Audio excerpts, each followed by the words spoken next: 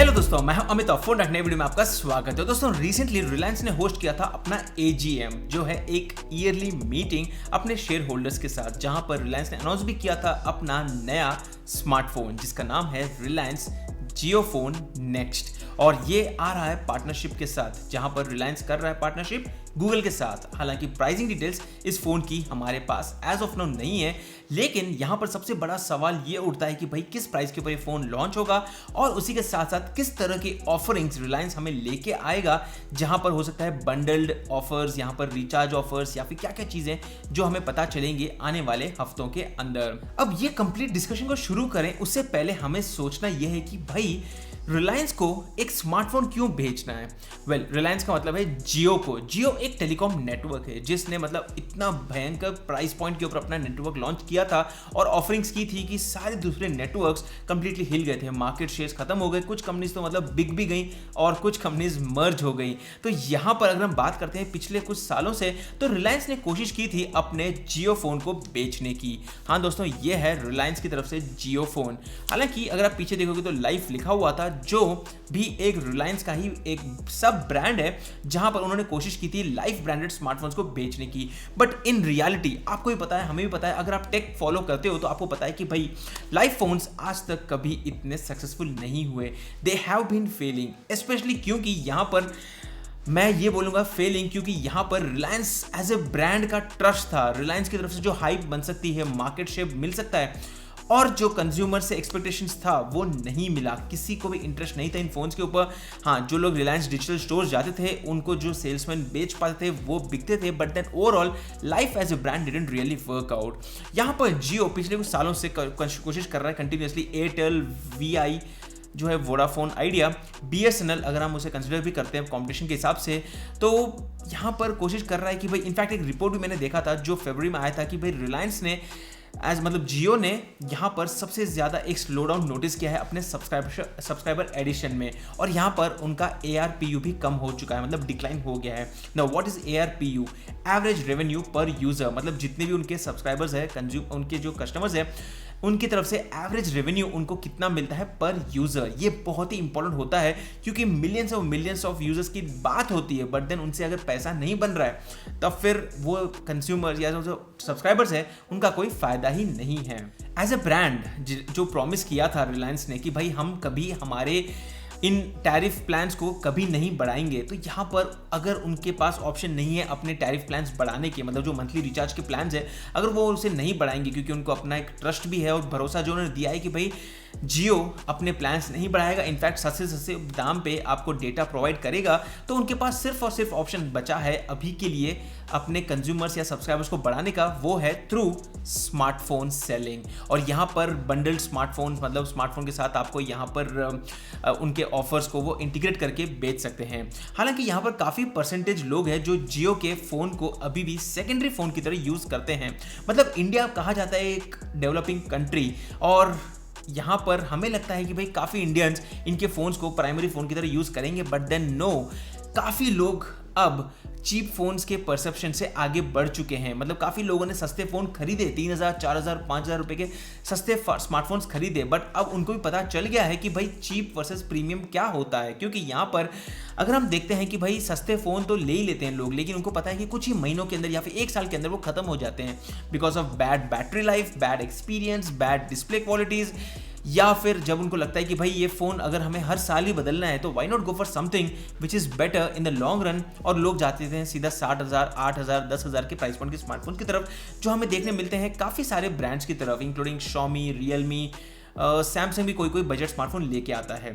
अगर हम बात करते हैं कुछ डेटा पॉइंट्स की, तो डेटा अगर हम लेते हैं TRAI की तरफ से, जो है telecom regulatory authority of India, तो उन्होंने बताया था कि भाई जियो ने ऐड किए थे 4.6 मिलियन नए सब्सक्राइबर्स दिसंबर के क्वार्टर में।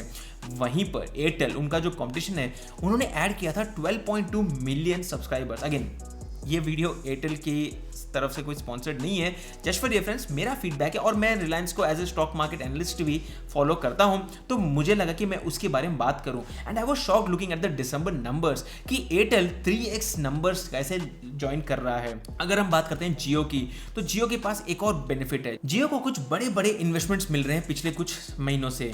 यहां पर हम बात कर रहे हैं ग्लोबल पार्टनर्स की, फेसबुक, माइक्रोसॉफ्ट और बहुत ही बड़े बड़े कंपनीज की तरफ से। और ये सब इन्वेस्टमेंट्स तभी काम करेंगे अगर कंपनी उन्हें दिखाएगी बहुत ही अच्छा ARPU, और जो यहां पर काफी डिक्लाइन होते जा रहा है continuously. And I think Reliance की तरफ से ये जो नया प्लान है जियो फोन नेक्स्ट का, जो एक फीचर फोन से सीधा स्मार्टफोन की तरफ जाने का, ये एक्चुअली वर्क कर सकता है।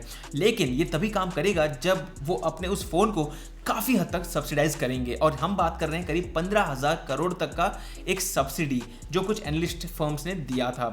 यहाँ पर वो अपने जियो फोन के साथ बंडल करेंगे अपने कुछ इंटरेस्टिंग प्लान्स, जहाँ पर वो कोशिश करेंगे कि आपको 1 साल 2 साल के लिए लॉक इन कर दे, जिसके बाद ये जो 4-5 हज़ार का जो फ़ोन हो सकता है आने वाला, वो आपको मिल सकता है 2,000 के प्राइस पॉइंट के ऊपर। अगेन ये मेरे रफ कैलकुलेशंस है कि अगर 2,000 के प्राइस पॉइंट के ऊपर ही अगर जियो फोन की तरफ से बजट स्मार्टफोन आएगा तभी हम लोग खरीदेंगे, क्योंकि आजकल इंडियंस, मतलब जो भी हमारे कंज्यूमर्स हैं, वो आराम से 8-10 हज़ार के भी फ़ोन्स खरीद रहे हैं। और मैं मतलब कुछ डेटा के हिसाब से देख नहीं रहा हूँ, लेकिन I just look at people around me, I look at people like watchman, security, जो बेसिक कम इनकम वाले भी लोग हैं, वो भी एक सेकेंड हैंड 10,000 का फ़ोन ले रहे हैं, ना कि एक 3-4 हज़ार का एक सस्ता स्मार्टफोन, क्योंकि उनको पता है कि भाई 10-15 हज़ार की जो फ़ोन है उसकी वैल्यू आपको बेटर मिलेगी।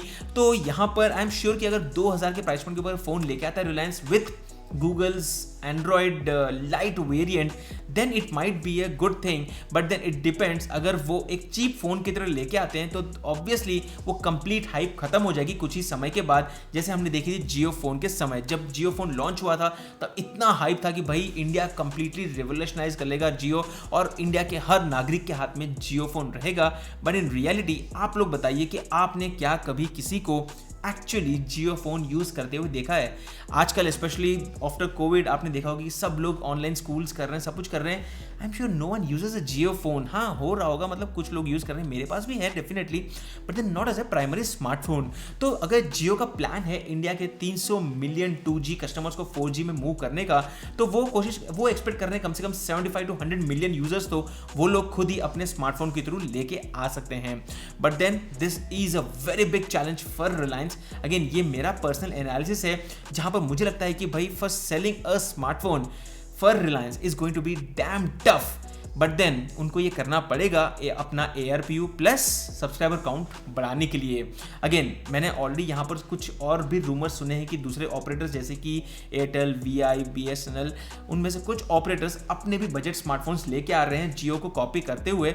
And I think that's another big mistake if they do that, because जिस हिसाब से जियो सब्सिडी लेके आएगा वो लोग उसे नहीं लेके आ पाएंगे, and that would help them in losing more money in the form of subsidies. Again आपके क्या थॉट्स है जियो फोन नेक्स्ट को लेकर? क्या आपको भी लगता है कि ये हो सकता है एक सुपर हॉट सेलिंग स्मार्टफोन क्या, या फिर आपको भी लगता है थोड़ा बहुत कि भाई ये भी एक फेल अटेम्प्ट हो सकता है, क्योंकि जो एक्सपेक्टेशन था रिलायंस की तरफ से, मतलब जियो की तरफ से, वो यहाँ पर खत्म हो चुका है और उनको ज़्यादा से ज़्यादा फोकस करना चाहिए अपने सर्विस क्वालिटी के ऊपर। मे बी थोड़े बहुत प्रीमियम प्लान्स भी पैरेलली वो ऑफर कर दे, जैसे एयरटेल ऑफर कर रहे हैं, जिसके अंदर काफ़ी इंटरेस्टिंग गुडीज़ वो ऑफर कर दे। Again these are rough thoughts, आप लोग बताइए कि आप क्या सोचते हो इस नए अपकमिंग जियो फोन नेक्स्ट के बारे में। ये थे मेरे थॉट्स, नीचे कमेंट करिए ज़रूर, और मैं आपसे मिलता हूँ हमारे अगली वीडियो में। तब तक के लिए गुड बाय।